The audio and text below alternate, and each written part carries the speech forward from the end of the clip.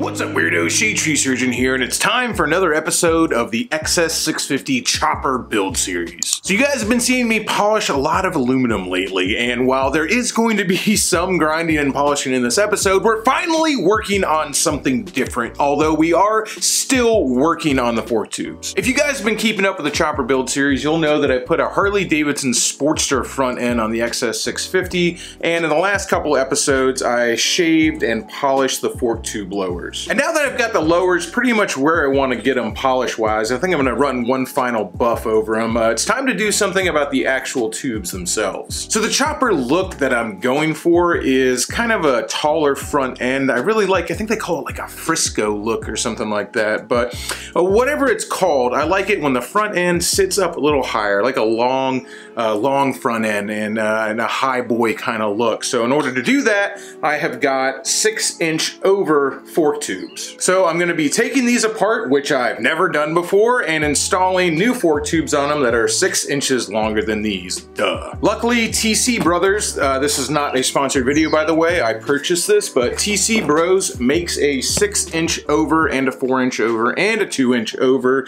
extended fork tube kit. So supposedly everything you need to do it comes in this box, and I also ordered a longer front brake line so I can put that on there because I don't think the one I have is going to be long enough to reach. First time for everything, I'll tell you, I've never done this before, and we'll be figuring it out together. So whether you're here because you just want to see the Chopper build series, or whether you want to learn how to make your front end longer, or whether you just go like, man, I'd really like to know how to change my fork seals because we're going to be doing that too, we're going to be doing all of that today. All right, let's go ahead and bust into this package from TC Bros and see what all it comes with. It says that it comes with everything you need to completely finish this install, so I hope that also means that it comes with all the required seals and bushings and everything you need to do a fork rebuild. All right, here's my make a brake line kit that I got so I can make a new front brake line. The ever-present koozie, I've got a lot of these. Well, that's pretty cool. This one came with some sort of banner, shop banner. That's neat. Isn't that freaking nice? Thanks, guys. And once again, this is not a sponsored video or anything. They don't know that I'm making a video on this. I just ordered these parts like anybody else would. So I guess every once in a while they throw some cool swag in there for you. Obviously the fork tubes, I'm pretty familiar with those look like. I don't know what this PVC is. I assume it's something to do with taking up the extra length in there. As I get to it, I'll explain it if I understand it. And okay, cool. It does come with new fork seals, new washers, so it does come with the stuff you need. That's good. Important to note, while it does come with new fork seals and everything like that, it does not come with new bushings. Now, there's nothing wrong with the old bushings, so I'm just gonna go ahead and reuse them, but just if you were expecting this kit to come with new bushings and you want to replace them, make sure you order them yourself. All right, now let's start disassembling the old tubes. So the first thing we're gonna do is drain the old oil, and you can do that by this little screw right here. If you can't see what I'm doing, I'm basically just pushing on the tube down to kind of squirt this oil out. Okay, that's really not coming out as fast as I want it to, so I know the other option is taking the screw out of the bottom, which is something you need to do as well. There's a screw right here in the bottom that holds the fork lower to the dampening rod, so I'm going to take that one out next and kind of squirt the rest of the oil out that way. All right, I've got a 6mm Allen on the end of this, one of the mini, this is a Harley, but it has metric parts on it. Ooh. That is not wanting to break loose. I'm gonna have to do that one by hand.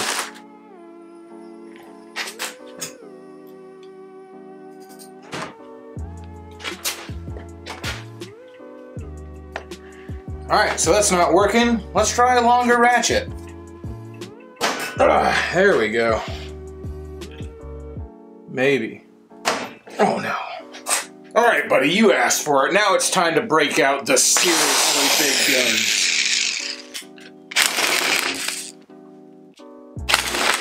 Oh yeah, no, that's done, dude. It's fucked. You have screwed the pooch. Well, today on Adventures in Idiot Town, instead of removing this bolt, what I've managed to do is completely strip it out. So yeah, I'm an absolute moron, and when I was trying to break this free with the ratchet, what I ended up doing instead was putting a little chink in it, and then when I got my impact on it, it stripped it the rest of the way out. So what the hell am I gonna do now? You know, I guess a normal person would cut this out. I don't know. I'm just gonna go ahead and leave it in. You can call me an idiot all you want. Like I said, I've never done this before. So what I'm gonna do to try and get this out, hopefully, because I've spent all this time polishing these things, I really don't want to have to replace this fork lower, man.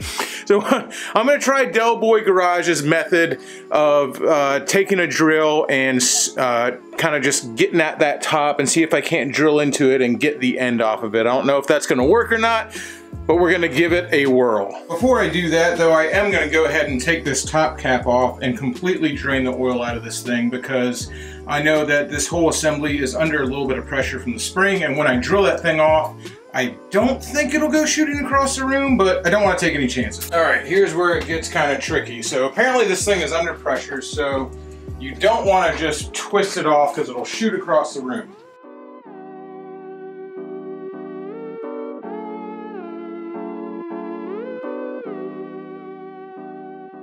All right, now that I'm fairly certain that this is no longer under any pressure, I'm gonna go ahead and try to drill it out. This might be a total and complete failure. We'll see. If you're not familiar with Delboy's garage or his method to remove a stripped Allen head, I'll certainly have the video linked down below, but I'll give you a quick little overview right now. This is where I learned how to do this, although I have never actually done it. So we're putting the theory to the test right now. So he takes a drill bit that is basically the same size, not as the Allen head, but the same size, let me see if I can get this to focus here, the same size as the threads, so the same size as the body of the bolt. That way when you screw through this part, and this is the new bolt that came with the TC Brothers kit, so when you screw in here, what you want to happen is that this head just kind of breaks off. That's the theory anyway. There's only one way to find out. All right, here goes nothing.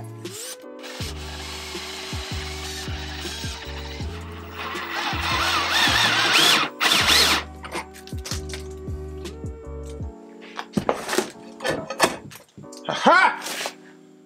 You motherfucker! I got it! Whew! That was stressful. All right, I'm not gonna lie. That was pretty stressful and I was stressing out. So I'm super happy that I got that out, and that was a very harsh lesson learned to be a little more careful and have the right equipment right off the bat. You see, I tried to break it free with a ratchet first before I put the impact on it, ended up nicking it, ended up having to do all this extra work. So here's the moral of the story. If you're trying to take one of these apart, you should probably have a pretty decent impact gun, and not just your regular like impact gun like I have a Bosch. This is just your regular 18 volt impact. A lot of people have these because they usually come in a set. That's how I got mine, but I will tell you, didn't have enough ass to break that thing free. So I went out and bought that electric impact. I'm glad I have it anyway because I've been wanting to get one like that. And I would have rather gotten an air one, but I really don't have the room for a big compressor. So since I was so stressed out, I'm gonna tell you, I was jumping all over my garage, throwing things every which way, and made kind of a mess. So before I continue on this, I'm gonna go ahead and clean up my garage a little bit and get my thoughts in order. All right, now that I kind of got my life a little bit more in order, let's get back into it. All right, I'm gonna use a punch and hopefully without fucking anything up. He says, optimistically, take off this, this cover. Go. Now I would be being a lot more careful with this, and I will be being a lot more careful when I go to install my new fork tubes that I don't put any scratches on them, but I'm not reusing these, so really not that worried about it. I'm going to change the angle of this so I can see it just a little bit better. Oh shit. Well, I guess that shouldn't be surprising. I took the bottom bolt out, so I just went to change the angle and just squirted fluid everywhere. So let me go ahead and clean that up, man. Like I say all the time, my videos are half instructional and half, hey, here's a bad example so you don't do the stupid ass crap that I do. All right, the next piece should be some sort of retaining clip. Let's see if I can get this out. Oh, without throwing it across the room, apparently not. Oh yeah, that guy right there. All right, at this point, I should be able to just yank this out of here. Well, let's see. Oh, there it goes. All right, now that I got all my parts out, I can show you guys, this is the bolt that I had to get the end off of it. And you can see here, I didn't do any damage to the fork. I didn't do any damage to this dampening rod. I was able to get that off pretty clean. So I'm thankful that I was able to do that. Huge thanks to Delboy Garage for having that little tutorial video up. You saved my bacon, buddy. And just like you would think, once there's no pressure on it, you can actually just literally take this out by hand. Oh, all that beating my head against the wall, and I unscrew the sucker with my fingers. I wonder if it had something to do with that top cap being on there that made it so hard to get out. The next one I do, and I'll be videotaping that as well, I'll go ahead and take that top cap off first and see if this is easier to remove. And since metal shavings are probably a bad thing to have in your suspension, I'm gonna go ahead and thoroughly clean all this stuff as well, because, you know, I don't know what might have gotten in there, and a healthy dose of brake clean doesn't hurt anything. I don't see any metal shavings in there, but like I said, I'd rather be safe. Like I said before, the TC Bros kit does not come with new bushings, and it doesn't come with this washer. So I'm gonna go ahead and remove these guys off of this one and go install all this stuff on the new fork leg. All right, this bushing pops right off. I'll set that aside, take that one off. And the next piece that goes on is this guy right here. All right, it looks like the first thing to go on is gonna be the actual seal itself. So I'm gonna slip that on here. Come on, man. 100% put that on upside down. Go ahead and drop that guy on there. Go ahead and put this bushing on, and then I'll go ahead and snap this guy into place right there. And that's assembled. Well, this part's assembled anyway. Now that I've got everything in there, I'm gonna go ahead and kind of loosely fit in a new bolt in the spot that gave me so much trouble. Luckily, this kit comes with new bolts. So again, just hand tight in there. Now I gotta seat this seal in here. You don't need a special tool. Everyone I've seen just uses a piece of PVC pipe to kind of hammer that thing in there. You'll know you have it down far enough, and again, I didn't know this already, but when you can see your little groove that your retaining clip goes in.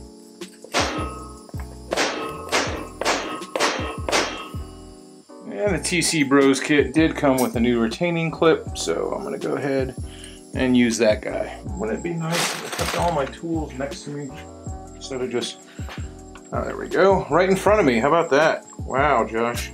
And finally, now I can put my dust sleeve on there, which just presses in. So I'm assuming at this point, this is where these PVC spacers come into play. And since we're using the same springs, obviously there's gonna have to be something in there to make up the room for the 6 inches of extra length here. Since these did come off a Sportster, I'm gonna go ahead and use Harley-Davidson fork oil. These came off a 96 Sportster, and the factory calls for about 10 ounces of fork oil. I read online that having longer tubes does not make a difference for the amount of oil that it takes. So I'm gonna start with 10 ounces, and if things feel weird after that, I can always go up. Now let's see if I can get this freaking cap on the thing. From what everybody said, this part is a bit of a pain in the ass. Apparently not that much pain in the ass, it went right on. All right. Man, it seemed like other people struggled with that. Maybe it's because of the longer fork tubes, I don't know. Or maybe I did something wrong. That's also very, very possible. Anytime I go, that seemed a little too easy. In my head, I'm just going like, it's probably because I missed something. Let's see if I can tighten this one up without the disastrous effects I had trying to take it out. All right, just to give you guys a little side-by-side comparo. Here is the fork tubes, if I can actually fit them in the camera, side by side. So you can see how much taller this is actually than the other one. So maybe I can do this one with a little bit less drama. Here's to hoping.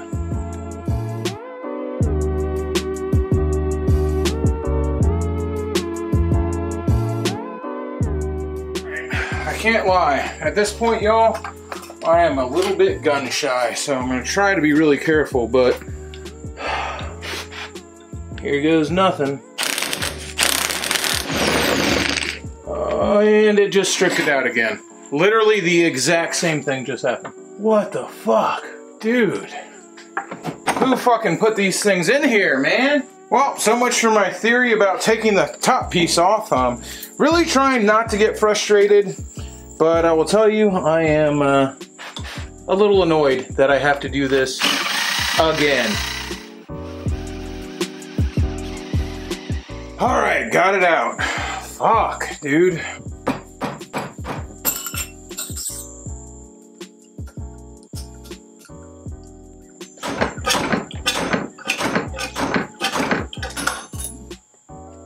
All right, another one out.